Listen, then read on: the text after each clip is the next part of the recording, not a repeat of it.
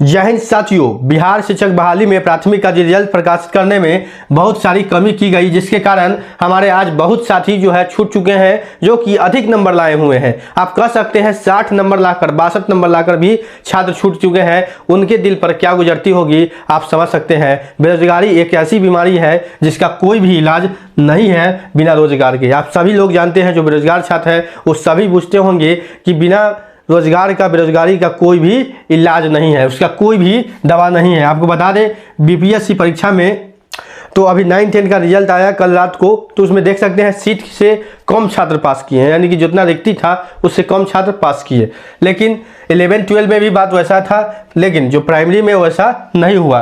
Primary में जो cut off high जाने का मुख्य कारण जो है 3-4 है, जिसको बता दें कि 42,000 जो है, इसमें 42,000 नियोजित शिक्षक का रिजल्ट है, यानी कि जो पहले से शिक्षक है। इसमें कुछ जो शिक्षक हैं वो 11, 12, 9, 10 दोनों में है। ठीक है, आपको बता दें 42,000 नियोजित शिक्षक का रिजल्ट इसमें देना प्राथमिक में, एक कह सकते हैं इस शिक्षक का कोई गलती नहीं है। हमने कहा इस शिक्षक का कोई गलती है शिक्षक, लेकिन सरकार की नीयत और नियम के हिसाब से नहीं आए थे, लेकिन सरकार के नियम के हिसाब से इनको घुसाया गया था।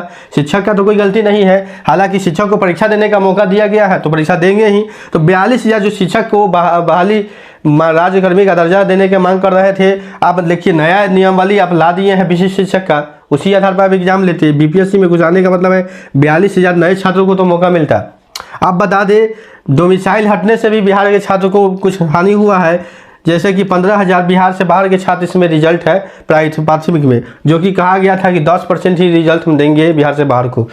हम ये नहीं कर रहे हैं बिहार से बाहर वाला का कोई ऐसा नहीं है। ठीक है, 15,000 बिहार से बाहर के स्टूडेंट है इसमें, जो कि अन्य राज्य से हैं। ठीक है, कैटेगरी का भी पालन ठीक से नहीं किया गया। कैटेगरी का पालन ठीक से नहीं करने का मतलब है कि अगर जहां 4,000 पुरुष है, 4,000 महिला का सीट है, तो वहां पर देखते होंगे कि नीचे से जो महिला का सीट बच गया 2,000, महिला का सीट 2,000 बच गया, 8,000 में 6,000 ही रिजल्ट दिया गया। ऐसा भी ओबीसी में भी कुछ महिला मात्र 2023 जो है सीट उसका बचा हुआ है।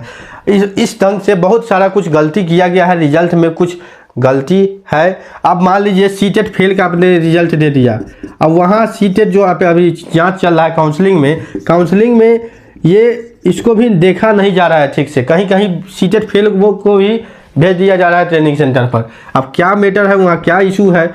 अब एक मामला नया आया है, आप लोग ने न्यूज में भी देखा होगा कि काउंसलिंग के दौरान बीपीएससी पास छात्र जो है अपना नाम नहीं लिख पा रहे हैं, स्पेलिंग नाम का नहीं बता पा रहे हैं, और डेट ऑफ बर्थ भी इनको याद नहीं है।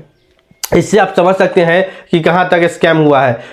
हो सकता है मुन्ना भाई उनके जगह पर बैठ के परीक्षा दिया होगा। मुन्ना भाई आप समझ सकते हैं, स्कॉलर जो होता है दूसरे के सीट पर दूसरे बैठकर परीक्षा जो देता है वही हुआ होगा, क्योंकि वहाँ उसको काउंसलिंग भी रोक दिया है। वैसा छात्र बहुत है, आपको उस सेंटर पर 2-4 छात्र ऐसा है जिनको अपना नाम का स्पेलिंग नहीं पता था, महिला थी।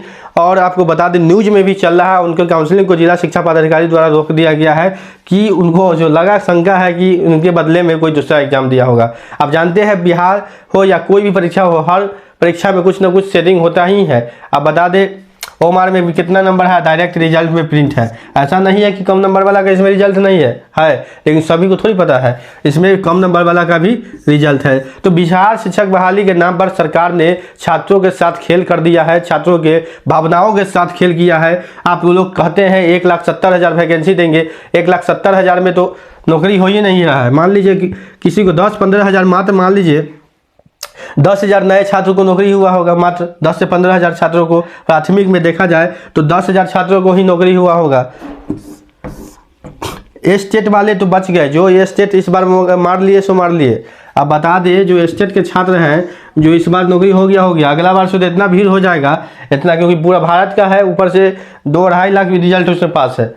तो जो जिनको हो गया वो तो लकी माने अपने आप को, जिनको इस बहाली में हो गया, क्योंकि कटअप नहीं था, इसमें कटअप का मैटर नहीं था, क्योंकि सीट अधिक थी और छात्र भी कम थे, तो इसके लिए स्टेट वाले को इसमें कोई परेशानी नहीं हुआ। लेकिन अगली बार से स्टेट का भी मुशक्कत करना पड़ जाएगा, क्योंकि उसमें भी संख्या बल अब भारी होने वाला है। 3 चीज़ों को सरकार अगर देखती तो ज़्यादा से ज़्यादा फ्रेश छात्र यानी कि नए छात्रों को नौकरी का मौका मिलता। ठीक है, आगामी जो बहाली है वो 6 to 8 है, 9 to 10 है, 11-12 है, उसमें कुछ सीट को बढ़ाया गया है, जो कि 1,20,000 है।